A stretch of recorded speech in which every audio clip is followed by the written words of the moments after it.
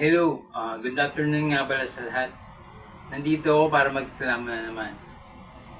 Magre-reklamo na naman tayo. Katuwa, di ba?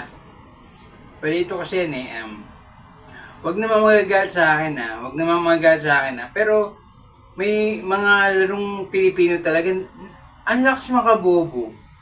Di ba? Parang lakas mga tanga.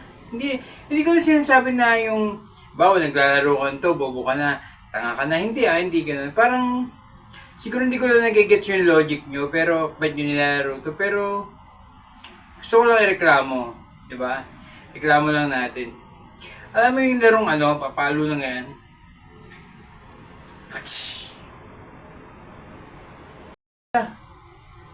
Ba't natin susundan pinalo mo? Ang layo niyan. Diba? Nagigets nyo ba? Papaluin yung bola, tapos susundan din. Lalakarin layo niyan. Piling ko, uy pre, tara, sumama mo ko. Saan? Doon susundan natin yung bola. Pusit ka, pinalo mo, tapos habulin natin. Ayan, yung pa yung kaibigan. Pero siguro lang yun, parang sa mayaman lang kasi mga business nila, habang hinahabol na yung mga bola-bola nila dyan.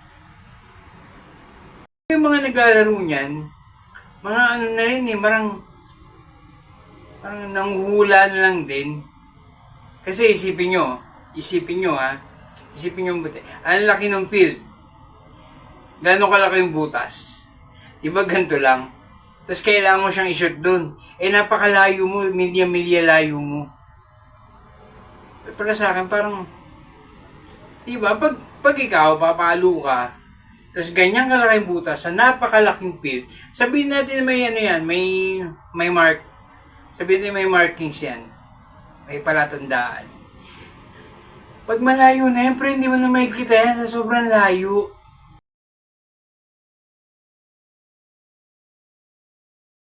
Diba? Tapos ang kadalasan ko pa nakikita dun, mga matatanda, mahina na mata na mga yan Pag gano'n, di mo na malalaman kung nasa yan. Hulaan mo na lang kung nasa yan. Papakalo ka ng kala mo, alam kung nasan. Pero wala, piling ko inulaan na lang nila yan Alam niyo ba kung ang larong yun? Kasi nakakainis lang. Ang laki-laki ng field, tapos yung butas ganito. Diba? Parang, tapos pag pinalo mo, hahabulin mo. Di ba yun lang hindi ko magigets. Papaluin, tapos hahabulin, tapos pupuntahan, tapos papaluin ulit. Di ba? Hindi ko nag-gets. Hindi ko mag-gets yun. Hindi ko mag-gets. Parang ang lakas makabobo lang. Ang lakas lang makatanga. Hindi ko naman sinasabing mga naglalaro yan. Huwag mo kayo magalit sa akin. Ako mamaya may naglalaro yan dito, mayaring nyo ako. Hindi ganun. Parang ang hirap lang isipin na gano'n ang gagawin. Diba? Ang daming mali sa mundo, no? Hindi nyo napapansin. Ako kasi minsan natutunan ko sa isang kaibigan ko. Huwag ka masyadong maglalakad ng mabilis, pre. Hindi mo makikita ng sa paligid. Tingnan nyo paligid nyo, ang saya pala. Diba? Yung mga nag-gold na, hindi ko napapansin dati. Duwadaan kami yung Tramuros dati. Tanghaling tapat. Init-init. Diba? So maglalakad ko doon sa field. Ang laki-laki ng field.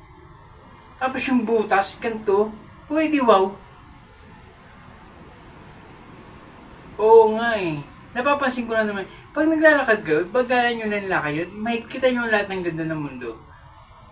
May katanggap-tanggap. Pero yun naman sinasabi ko is opinion ko lang Baka ako yung maano na naman. Lagi na lang akong hindi natatawa talaga ako sa group Kasi pag watch!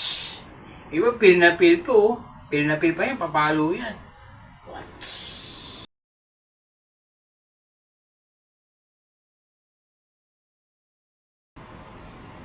May gusto pa akong ireklamo sa inyo kanina Sumakay kasi ako ng jeep Nakalimutan ko May gusto ko reklamo. Ireklamo ko lang yung mga plantita. Pero alam ba bata kami, wala namang plantito-plantitang nauso lang yan ng pandemic Kutya, may pagkakakitaan tayo, pandemic. Walang ginagawa mga tao ngayon. Pre, magplantiro na lang tayo. Di ba? Siguro yung ano yan, bawa, yung may mga outdoor, may mga indoor plant pa yan, di ba? Siguro yung mga indoor plant, wala na lang magawa yan eh, sabi. Kasi kailangan natin ng plant na indoor, pero outdoor sila. Wala tayong plant, di ba? Papasok natin sa loob yan, ano magagawa yan? Yung araw eh, nakaganon yung halaman eh. Nasaan na yung liwanag ko ha? Saan na yung liwanag ko? Biglang nawala eh. Bad trip, di ba? Daming